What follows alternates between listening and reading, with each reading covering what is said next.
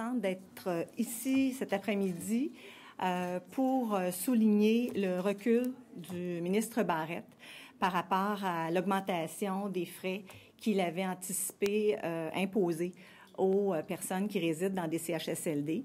Alors, ces gens-là, ce sont autour de 36 000 personnes, 33 000 qui sont des personnes âgées, 33 000 qui sont des gens lourdement handicapés.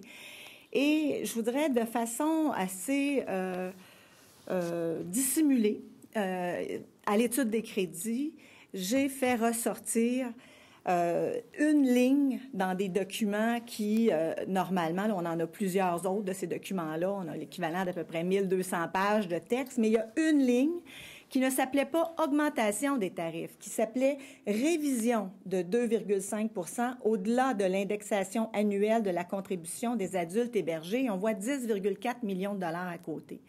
Et c'est cette ligne que j'ai mise en évidence et qui fait qu'aujourd'hui, le ministre recule par rapport au choix qu'il avait fait d'augmenter les frais d'hébergement pour les gens en CHSLD. Donc, ce sont des frais qui n'ont jamais été annoncés, dont on n'a jamais parlé, mais qui étaient bel et bien prévus dans les crédits. Alors, le ministre a annoncé ça comme une coquille.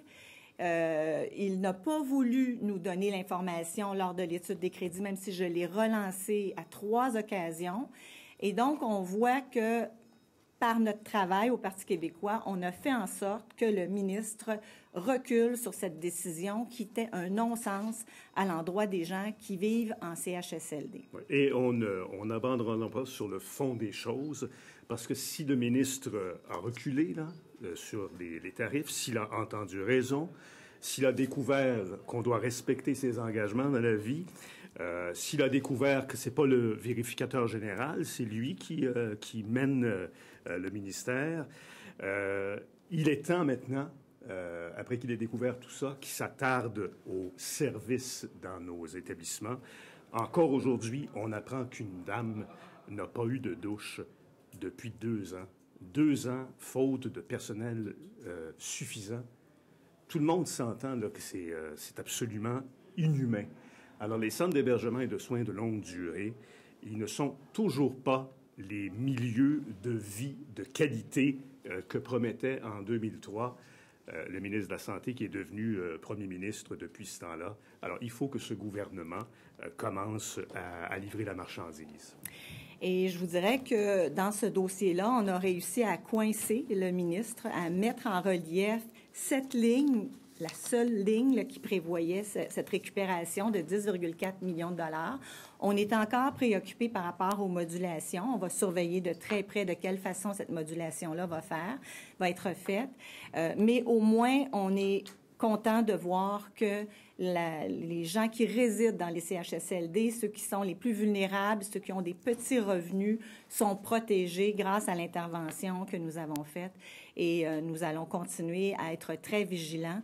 On invite également le ministre à ne pas attendre qu'on le coince pour reculer, mais à faire preuve de transparence. Et s'il a d'autres endroits dans les crédits, dans ces 1200 pages qu'il nous a remis, où il amène d'autres surcharges de frais pour des catégories de personnes au Québec, qu'il ait l'ouverture, la transparence d'assumer et qu'il les annonce publiquement, qu'il les dise ouvertement à la population. Mais vous pouvez compter sur nous pour faire les reculs lorsque nous trouvons des choses de cette nature-là. Il y a une étude très rigoureuse que nous faisons, donc le ministre recule aujourd'hui et nous nous en réjouissons pour la population, pour les gens qui habitent en CHSLD et pour leurs proches qui les accompagnent. Madame Lamarche, bonjour. Bonjour. Sur la question des soins et des bains, Dr Barrette dit qu'il veut resserrer les règles, s'assurer que les inspecteurs fassent les vérifications nécessaires, sans mentionner ils auront les moyens de leurs ambitions, en ce sens qu'il n'y aura peut-être pas d'ajout d'inspecteurs. Est-ce que vous avez l'impression qu'il y a un problème ici et qu'il n'y aura peut-être pas moyen de le régler avec ce que demande aujourd'hui M. Barrette? C'est sûr que s'il n'y a pas un lien direct avec l'augmentation des inspecteurs, avec les budgets qu'on leur consent, eh bien, on n'arrive pas à faire. C'est des paroles en l'air. Alors, il faut que ce soit accompagné de mesures précises. Moi, j'étais présidente d'un ordre et j'avais une inspection, l'inspection professionnelle. Cette inspection-là, elle doit faire son travail, mais elle doit être soutenue. Si on engage un inspecteur à temps partiel pour visiter tous les CHSLD du Québec, ça ne donnera pas d'impact. Et moi, j'ai été scandalisée quand j'ai entendu le ministre dire que lavage à la débarbouillette, il en avait déjà fait puis que c'était parfait. Moi, je travaille depuis des années avec des gens âgés, des gens qui ont souvent des problèmes d'incontinence. Et je vous dirais que c'est évident qu'un bain par semaine, ce n'est pas suffisant pour ces personnes-là. Elles ne choisissent pas d'être incontinentes. Elles vivent souvent l'humiliation d'une incontinence urinaire, parfois d'une incontinence fécale. Alors, qui sommes-nous pour présumer qu'un bain suffit pour ces gens-là? Je pense qu'il faut prévoir vraiment des mesures différentes. Inspection, contrôle et rehaussement. C'est de l'hygiène fondamentale et ça évite, je vous dirais, bien des complications, bien des surinfections qui amènent des coûts au niveau des médicaments que les gens sont obligés de prendre à cause d'infections fongiques et toutes sortes d'autres infections. Alors, il faut mettre l'investissement au moment de donner le confort et la sécurité des personnes âgées. Et là, j'ai pas de garantie. Juste une précision, donc, vous parlez aussi d'argent, vous parlez d'augmenter les inspections, mais vous parlez de budget aussi, là. Bien, des budgets d'inspection, je pense que c'est quelque chose qui est modeste, mais qui doit être significatif et qui doit s'assurer qu'on va couvrir toute la population qui habite dans les CHSLD. Si on inspecte 5 CHSLD par année, on n'améliore pas du tout notre garantie que les gens qui sont dans les CHSLD reçoivent bien les services nécessaires. Ce que je veux dire, c'est au-delà du budget d'inspection, est-ce qu'il ne faut pas augmenter les budgets à même les CHSLD? Est-ce qu'on a les budgets suffisants pour être capable de donner les bains suffisants, en fait? Bien là, il faut que le ministre nous le démontre, ça, s'il les a ou s'il les a pas, ces budgets-là. Mais ce qui est certain, en tout cas, c'est que la consigne qui était donnée, c'était un seul bain. Alors, un seul bain, les gens n'en donneront pas plus.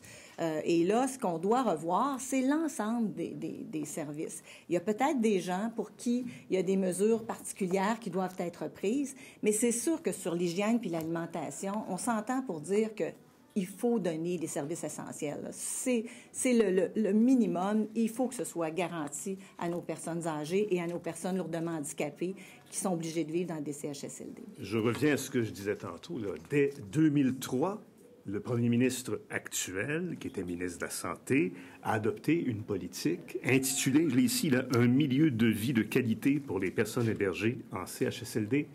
Or, l'État, il contrevient à cette politique-là à bien des égards. Selon le président du Conseil de protection des malades, M. Brunet, la norme non écrite là, du bain par semaine, elle ne respecte pas elle-même l'esprit de la politique. Un autre exemple que donne M. Brunet, qui est criant, là, dès qu'une personne ne peut se déplacer aux toilettes seule, ce qu'on fait, c'est qu'on lui met une couche, qu'elle soit incontinente ou pas, puis on lui dit « fais dans ta culotte ». M. Brunet dit que c'est honteux. Je comprends que c'est honteux. C'est inhumain. Alors maintenant là, qu'on a tourné la page sur l'augmentation des tarifs au-delà de l'inflation, on peut-tu s'arrêter aux soins donnés à nos aînés en CHSLD? Le Dr Barrette fait porter le Dieu, ou en fait, jette le blâme sur les gestionnaires de cet établissement. Alors, à qui la faute? Qui est imputable? Bien, vous savez, moi, en commission parlementaire, on en a entendu des gestionnaires qui nous disaient qu'ils essayaient d'imposer certaines choses, puis qu'il n'y avait pas toujours le soutien qu'il faut. Alors, je pense qu'il y a aussi un mécanisme d'inspection qui peut s'avérer tout à fait pertinent. On a ça pour les universités, des processus d'agrément. On a ça pour les hôpitaux. Je pense que dans les CHSLD, l'agrément doit aussi permettre ça et des inspections surprises. Je pense que ça a toujours sa place pour s'assurer que les engagements qui ont été pris sont là. Maintenant, lors des inspections surprises, je pense que là, on doit redonner ce rapport-là aux gestionnaires et les gestionnaires doivent prendre les mesures qui s'imposent. Je crois que les gestionnaires devraient d'eux-mêmes détecter ces situations-là, mais je pense qu'on doit leur donner un mandat clair aussi du pouvoir qu'ils ont sur l'ensemble des intervenants dans leur établissement. Donc, clairement, vous êtes d'accord ou pas avec le Dr Barrette sur cet aspect spécifique-là? Est-ce que les gestionnaires on doit resserrer le code auprès des gestionnaires aussi? Bien, actuellement, on n'a pas d'information à l'effet que les gestionnaires ne font pas bien leur travail. Moi, je n'ai pas cette information-là. Et ce que je pense qui doit être fait, c'est vraiment donner un message clair. Mais si on a dit aux gestionnaires, quand on coupe les gestionnaires de plusieurs centaines de milliers de dollars, puis qu'on a à gérer un établissement, on va avoir le même nombre de patients. Alors, quand on coupe, bien, on coupe, puis on oblige les gestionnaires parfois à prendre des décisions qui ne sont pas selon leurs propres valeurs. Mais c'est ça qu'on leur impose. L'ultime responsabilité, là, elle revient au ministre. Il parlait du vérificateur général dans le cas des tarifs. C'était la faute du vérificateur général. Là, c'est la faute des gestionnaires maintenant, le manque de soins et de services. Non, l'ultime responsabilité, l'ultime, est sur les épaules du ministre. Merci.